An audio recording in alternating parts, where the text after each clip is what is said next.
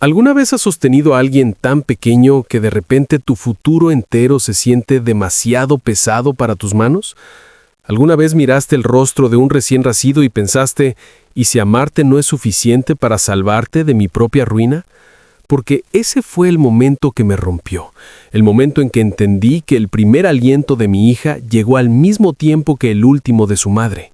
Y ahora, con solo 26 años, estoy frente a una decisión que se siente imperdonable incluso de pensar. Mi nombre es Luis, tengo 26 años y hace 3 meses mi novia Sofía murió durante el parto. 1 minuto estaba sosteniendo su mano, susurrándole promesas sobre la vida que construiríamos, y al siguiente un médico me hablaba de complicaciones, con una voz tan tranquila que solo existe cuando tu mundo no se está derrumbando. El cuarto olía a desinfectante y pánico, las máquinas gritaban, las enfermeras se movían más rápido que mis pensamientos, y luego, silencio. Sofía se había ido, y una enfermera puso a nuestra hija en mis brazos como si el universo me estuviera desafiando a sobrevivir. No recuerdo haber llorado al principio, recuerdo asentir, firmar papeles, responder preguntas absurdamente normales. ¿Quiere contacto piel con piel? ¿Ya eligió un nombre? La llamé Lucía, porque Sofía siempre decía que significaba luz. Pensé que tal vez aferrarme a esa palabra me sacaría de la oscuridad. Las primeras semanas se mezclaron como una película que no podía pausar. El funeral por la mañana, el hospital por la tarde, aprender a preparar un biberón a las 3 de la madrugada con las manos temblando de cansancio. Todos decían que yo era fuerte. Los odiaba por eso. No me sentía fuerte. Me sentía vacío, como si alguien me hubiera vaciado por dentro y me hubiera dejado funcionando en automático. Dormía 1 hora seguida, si tenía suerte. Cada sonido de Lucía me despertaba con terror. ¿Respira? ¿Se ahoga? ¿Ya estoy fallando? Me quedaba mirando su pecho subir y bajar, contando respiraciones como si eso nos mantuviera vivos a los dos. La amaba con un dolor profundo, pero el amor no me enseñó cómo llorar a su madre y ser padre al mismo tiempo. Los padres de Sofía lo notaron antes de que yo pudiera admitirlo. Su madre, Elena, empezó a venir solo para ayudar. Cocinaba comidas que apenas probaba, sostenía a Lucía para que yo pudiera ducharme, y a veces me quedaba sentado en el suelo del baño más tiempo del necesario, dejando correr el agua solo para estar a solas con mis pensamientos. Su padre, Miguel, arreglaba cosas del departamento que no estaban rotas, como si intentara reparar algo más profundo sin decirlo. Una noche, Elena se sentó frente a mí en la mesa de la cocina. Lucía dormía en la habitación contigua. El reloj hacía demasiado ruido. Luis, dijo con suavidad, no tienes que hacer esto solo. Quise decir que podía con todo. Quise ser el hombre en el que Sofía creía, pero mi voz se quebró. Les dije la verdad, que me estaba ahogando, que algunos días tenía miedo de lo cerca que me sentía a desaparecer. Ofrecieron cuidar a Lucía temporalmente, solo hasta que pudiera respirar de nuevo. Me dije que era lo responsable, me dije que era temporal. Verlos irse con ella esa primera noche se sintió como perder un brazo, pero también dormí 6 horas seguidas por primera vez desde el hospital. Eso me asustó más que el cansancio. Las semanas se convirtieron en meses. Lucía prosperó con ellos, subió de peso, sonrió más, dormía toda la noche. Su casa era tranquila, cálida, llena de rutinas y risas. Yo visitaba todo el tiempo. Aportaba económicamente, estaba presente en citas médicas y momentos importantes, pero cuando me iba por la noche sentía una mezcla de alivio y vergüenza que me aplastaba el pecho. Y entonces apareció el pensamiento, el que temo me convierte en un monstruo. ¿Y si darles la custodia completa no era abandono, sino protección? ¿Y si lo más valiente no era forzarme a un papel que no estaba listo, sino admitir mis límites para darle estabilidad a mi hija? La gente habla de la paternidad como si fuera un interruptor automático. La mía se sentía como un examen que estaba reprobando lentamente. Cuando finalmente lo dije en voz alta, las reacciones fueron brutales. Un verdadero padre nunca pensaría eso. Estás abandonando a tu hija. Pero otros hicieron una pregunta distinta. ¿Qué es lo mejor para Lucía? No para tu orgullo. Y esa pregunta me persigue más que cualquier acusación. Porque no estoy tratando de desaparecer, estoy tratando de sobrevivir, estoy tratando de llorar sin destruir lo único de Sofía que sigue vivo. Y no sé si amar a mi hija significa aferrarme con más fuerza o soltar de una manera que aún me mantenga cerca. El silencio que siguió a mi decisión ¿Alguna vez has sostenido a alguien tan pequeño que de repente tu futuro entero se siente demasiado pesado para tus manos? ¿Alguna vez miraste el rostro de un recién nacido y pensaste, ¿y si amarte no es suficiente para salvarte de mi propia ruina? Porque ese fue el momento que me rompió, el momento en que entendí que el primer aliento de mi hija llegó al mismo tiempo que el último de su madre. Y ahora, con solo 26 años, estoy frente a una decisión que se siente imperdonable incluso de pensar. Mi nombre es Luis, tengo 26 años, y hace 3 meses mi novia Sofía murió durante el parto.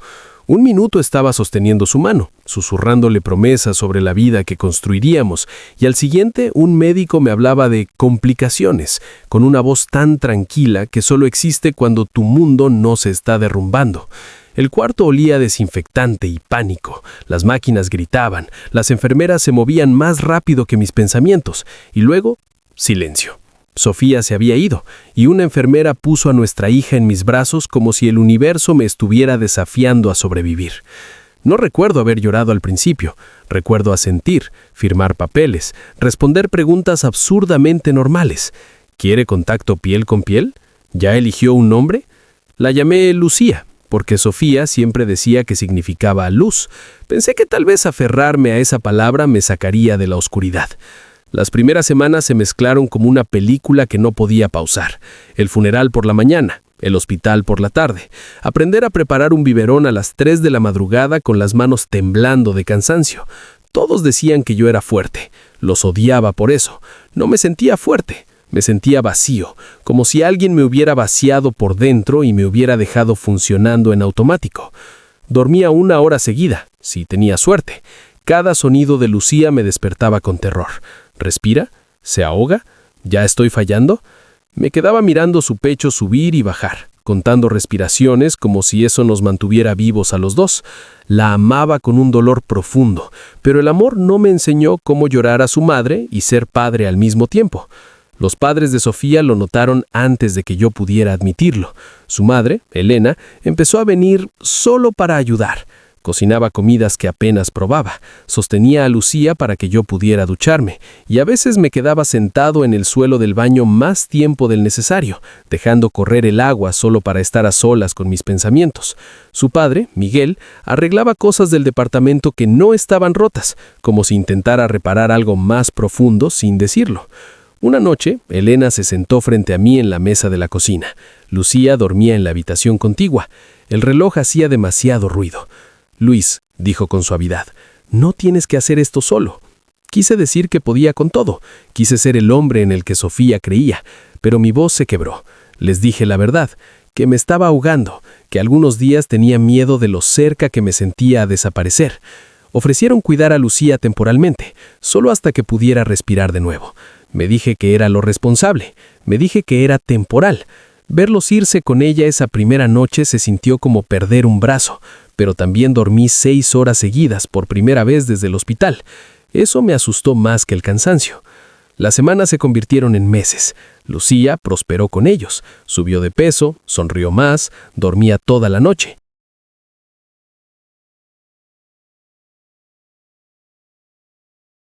Fue entonces cuando empecé terapia. No porque quisiera, sino porque tenía miedo de lo que pasaría si no lo hacía. La terapeuta no me dijo qué hacer, me hizo preguntas que nadie más había hecho. ¿Qué significa para ti ser un buen padre? ¿Crees que sufrir automáticamente hace que una decisión sea noble? Si tu hija fuera adulta, ¿qué te gustaría que dijera de este tiempo? Esas preguntas me persiguieron. Imaginé a Lucía a los 20 años preguntando por qué tomé esas decisiones. Imaginé decirle que me quedé por miedo al juicio, que luché por la custodia porque todos decían que así se ve el amor, incluso cuando me estaba rompiendo. O imaginé decirle que di un paso atrás para que creciera en un hogar tranquilo, mientras yo aprendía a estar completo de nuevo. Ninguna respuesta era fácil, pero una se sentía honesta. La noche que mencioné la custodia completa a Elena y Miguel, me temblaban las manos. Esperaba enojo, acusaciones, gritos. En lugar de eso, Elena lloró en silencio y me tomó la mano. Miguel me miró largo rato antes de hablar. «No queremos reemplazarte», dijo. Queremos protegerla y protegerte a ti.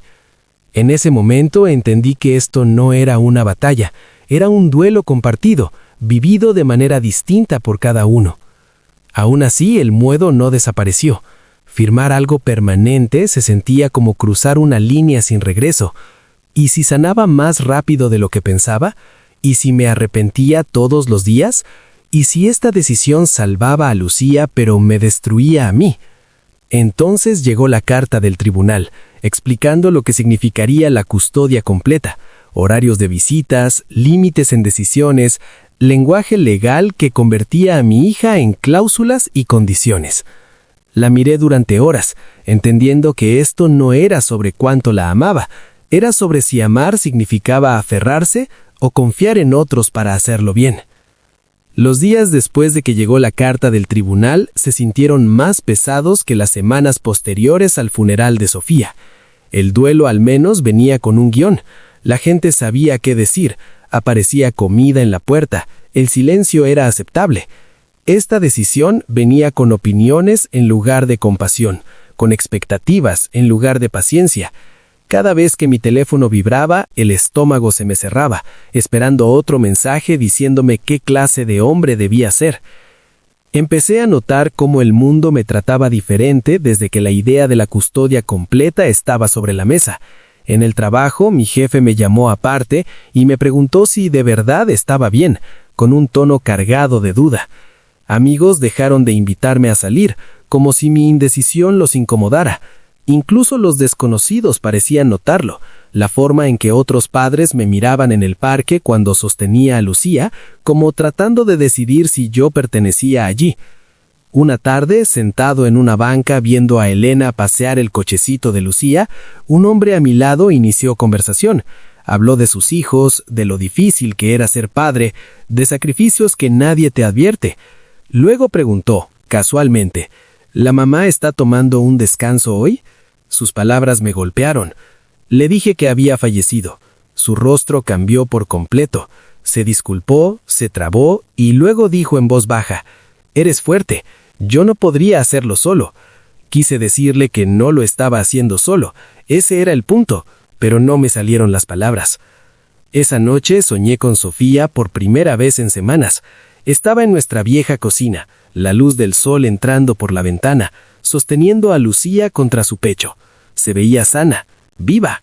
Me sonrió como si nada estuviera mal. «Estás cansado», dijo. «Lo sé». Traté de alcanzarla, de explicarle todo, pero negó suavemente la cabeza. «Solo no dejes que el miedo decida por ti». Me desperté con la almohada empapada de lágrimas y sin ninguna respuesta clara. A medida que se acercaba la fecha de la audiencia, la presión aumentaba. Mi abogado hablaba en escenarios, mejor caso, peor caso, consecuencias a largo plazo. Me preguntaba si estaba seguro. Todos preguntaban si estaba seguro, pero nadie preguntaba cuán seguro estaba de que podía sobrevivir haciéndolo todo solo en ese momento. Lucía empezó a balbucear por esos días, sonidos suaves, sin sentido, que de alguna manera parecían lenguaje. Cuando me miraba, había reconocimiento, sin confusión, sin distancia, solo confianza. Esa confianza me aterrorizaba, porque ¿y si la rompía? El día antes de la audiencia llevé a Lucía a mi departamento para pasar la noche. Quería recordar cómo se sentía estar solo con ella, probarme, demostrar algo. La noche se desarmó rápido. No quería dormir. Entré en pánico cuando lloró, convencido de que algo estaba mal. Repetí todos mis miedos, todas las voces que decían que no era suficiente. A las 4 de la mañana, exhausto y temblando, la sostuve contra mi pecho y le susurré disculpas que no podía entender. En ese momento no me sentí valiente, me sentí pequeño, humano, honesto. La sala de audiencias estaba más fría de lo que esperaba. El juez hablaba con calma, neutral, como si esto fuera solo otro caso. Se revisaron documentos, se hicieron preguntas. Cuando me tocó hablar, la voz casi me falla. Dije la verdad, no la versión bonita, no la que impresiona. Dije que amaba a mi hija más que a nada. Dije que no estaba desapareciendo. Dije que estaba eligiendo apoyo sobre orgullo. Observé atentamente al juez. tratando de entender si la honestidad valía algo en una sala llena de leyes. Cuando terminó, nadie celebró. No hubo alivio, solo una quietud extraña. La decisión se formalizaría pronto. Custodia completa para Elena y Miguel, con protecciones legales para mi participación. En papel parecía razonable, responsable. Por dentro se sentía como una cicatriz formándose en tiempo real. Esa noche cenamos juntos. Elena le dio el biberón a Lucía. Miguel habló de planes futuros, escuelas, ahorros, cosas que me dolían y me calmaban al mismo tiempo. No me estaban sacando, estaban construyendo algo alrededor de ellos. Más tarde, solo en mi auto, me quebré como no lo hacía desde el hospital. No porque me sintiera un fracaso, sino porque me sentí visto. Visto en mi debilidad, visto en mi amor. Y por primera vez me permití creer que tal vez ser un buen padre no significaba hacerlo todo solo. Tal vez significaba saber cuándo pedir ayuda y confiar en que el amor no desaparece solo porque la estructura cambia. Pero, aún así, una pregunta no me dejaba en paz. Cuando Lucía grande sepa la verdad, ¿verá esto como sacrificio o como abandono? El tiempo no sanó la decisión como la gente prometía. En lugar de eso, la fue moldeando, suave y silentemente, como el agua desgasta la piedra. El acuerdo de custodia se volvió oficial un mes después. No hubo drama, ni escena final como en las películas, solo un correo de mi abogado, unos documentos escaneados y una frase que cambió para siempre la estructura de la vida de mi hija. Me quedé mirando el teléfono mucho tiempo después de leerlo. Custodia completa otorgada a Elena y Miguel, visitas programadas, límites en decisiones médicas y educativas importantes. Era claro, lógico, frío. Esperé sentirme destruido como prueba de que había cometido el peor error de mi vida. En lugar de eso, sentí un dolor sordo y una extraña estabilidad que no había sentido en meses. Las primeras semanas después fueron las más difíciles. Conducía a su casa los días de visita con el corazón acelerado, terrorizado de que Lucía me olvidara entre una visita y otra. Cada vez que me veía y sonreía, el alivio me atravesaba el cuerpo con tanta fuerza que casi dolía. Aprendí a valorar las cosas pequeñas, cómo apretaba mis dedos, cómo apoyaba su cabeza en mi pecho como si aún reconociera el sonido de mi corazón. Pero hubo momentos que dolieron profundo. La primera vez que dijo algo parecido a abuela, antes que cualquier cosa cercana a papá, tuve que ir al baño. Apoyé la frente en el espejo y me repetí que las palabras no definen el amor, que el apego no es una competencia, que no me estaba eligiendo en lugar de mí. Estaba eligiendo seguridad, rutina, familiaridad. Aún así, la inseguridad grita cuando la dejas hablar. Una noche, Miguel me invitó a sentarme con él en el porche después de que Lucía se durmió. El aire estaba fresco y las luces de la calle zumbaban suavemente. «¿Sabes?», dijo, «cuando Sofía era joven, trabajé demasiado. Me perdí cosas que no puedo recuperar». Hizo una pausa. «Tú no te la estás perdiendo. Estás presente de otra forma». Esa frase se me quedó grabada. La terapia continuó. Poco a poco, con dolor, empecé a separar la culpa del duelo. Aprendí que el amor no tiene una sola forma correcta, que el sacrificio no siempre es dramático, a veces es silencioso y mal interpretado. Volví a dormir, volví a comer, incluso me reí una vez sin sentir culpa inmediata. Pasaron los meses, Lucía creció, aprendió a gatear, luego a pararse. Estuve ahí para esos momentos, a veces en persona, a veces en videos que Elena me mandaba con corazones en la esquina. Odiaba esa parte, veritos a través de una pantalla, pero sabía algo importante. Lucía no estaba creciendo preguntándose si estaba a salvo. No estaba absorbiendo mi ansiedad, mi cansancio, mi duelo sin resolver. Y entonces pasó algo inesperado. Una tarde, durante una visita, Lucía se tropezó y cayó. Lloró fuerte, ese llanto que exige consuelo inmediato. Sin dudarlo, extendió los brazos hacia mí, no hacia Elena, no hacia Miguel, hacia mí. En ese instante, algo dentro de mí se soltó. Entendí que no había sido reemplazado, había sido reubicado. Esa noche, al volver a casa, miré de nuevo el suéter de Sofía. Esta vez lo doblé con cuidado y lo guardé en una caja que decía «Para Lucía». No porque estuviera listo para soltar a Sofía, sino porque por fin estaba listo para avanzar sin sentir que la traicionaba. No sé qué traerá el futuro. No sé si algún día buscaré un acuerdo de custodia distinto, o si esta estructura se mantendrá. Lo que sí sé es esto: mi hija es amada, profunda y seguramente. Y yo soy parte de ese amor, aunque no se vea como los demás esperan. Algunas personas aún me juzgan, probablemente siempre lo harán, pero he dejado de permitir que sus voces ahoguen una verdad más silenciosa, que a veces ser un buen padre significa elegir lo que ayuda a tu hijo a florecer, incluso cuando te cuesta la imagen de quien creías que debía ser. El punto de giro no llegó con drama, llegó en silencio, disfrazado de un día normal hasta que dejó de serlo. La primera vez que dijo algo parecido a abuela, antes que cualquier cosa cercana a papá, tuve que ir al baño. Apoyé la frente en el espejo y me repetí que las palabras no definen el amor, que el apego no es una competencia, que no me estaba eligiendo en lugar de mí. Estaba eligiendo seguridad, rutina, familiaridad. Aún así, la inseguridad grita cuando la dejas hablar. Una noche, Miguel me invitó a sentarme con él en el porche después de que Lucía se durmió. El aire estaba fresco y las luces de la calle zumbaban suavemente. «¿Sabes?», dijo, «cuando Sofía era joven, trabajé demasiado. Me perdí cosas que no puedo recuperar». Hizo una pausa. «Tú no te la estás perdiendo.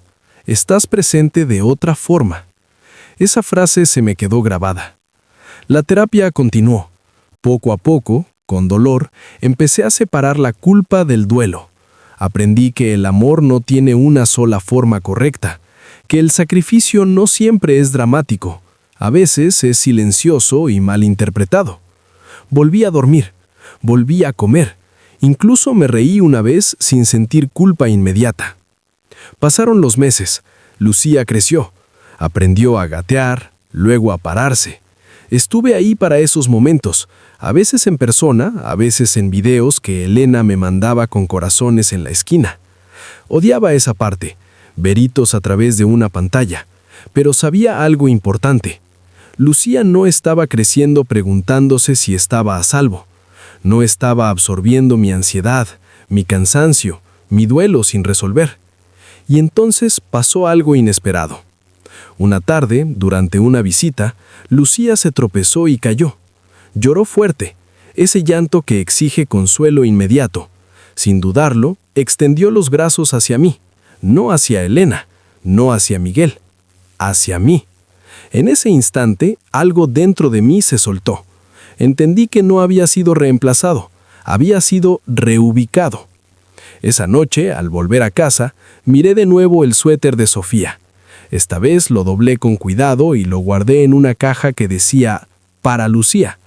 No porque estuviera listo para soltar a Sofía, sino porque por fin estaba listo para avanzar sin sentir que la traicionaba. No sé qué traerá el futuro. No sé si algún día buscaré un acuerdo de custodia distinto, o si esta estructura se mantendrá. Lo que sí sé es esto: mi hija es amada, profunda y seguramente. Y yo soy parte de ese amor, aunque no se vea como los demás esperan.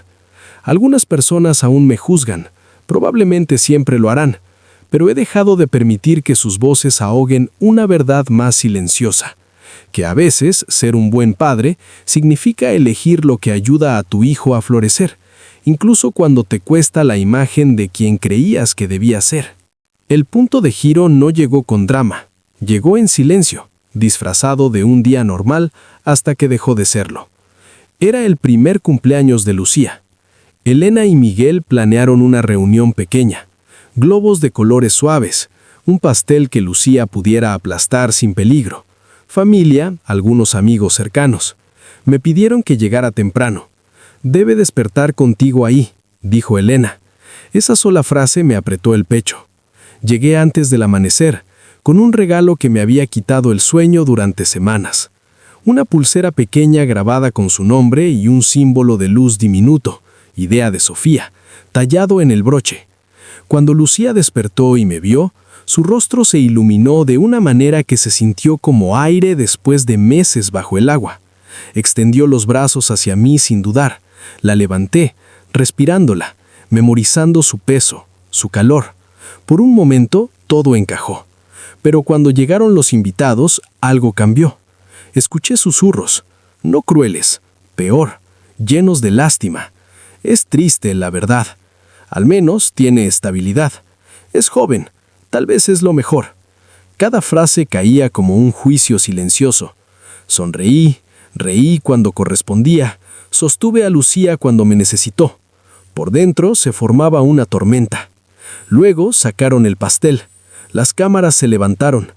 Alguien le pidió a Elena que sostuviera a Lucía para las fotos. Instintivamente di un paso atrás. Vi a mi hija aplastar el pastel con sus abuelos, la risa llenando la habitación. Era hermoso y también insoportable. Me excusé y salí afuera. El aire me cortó los pulmones, las manos me temblaban. No estaba enojado con Elena ni con Miguel. No estaba celoso, estaba aterrorizado. Aterrorizado de que este dar un paso atrás, elegir estructura sobre instinto, me borrara lentamente. De que un día los recuerdos de Lucía conmigo fueran pocos, explicados por otros, en lugar de vividos. Miguel salió unos minutos después. No habló inmediatamente. Se quedó a mi lado. Eso no me hizo débil. Me hizo honesto. Algún día Lucía sabrá cómo comenzó su vida. Con pérdida, con miedo, con adultos haciendo lo mejor posible dentro de algo para lo que nadie estaba preparado. Sabrá que su padre no desapareció, no la abandonó. Eligió su seguridad incluso cuando eso le costó su orgullo. Y espero, más que nada, que cuando mire atrás no se pregunte por qué no me aferré más fuerte. Espero que se pregunte cómo la amé lo suficiente como para elegir lo mejor, incluso cuando el mundo decía que estaba equivocado. Porque aquí está la verdad de la que nadie habla. Ser padre no se trata de demostrar fortaleza, se trata de elegir el amor en la forma que más se necesita en ese momento.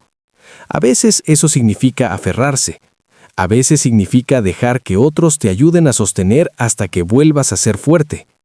Sigo siendo su padre, no por papeles, no por apariencias, sino por estar presente, de manera constante, honesta y sin ego. Y ahora te pregunto a ti. Si estuvieras en mi lugar, de luto, joven, aterrorizado y tratando de no romper a la única persona que depende de ti, ¿te aferrarías al papel que crees que deberías jugar?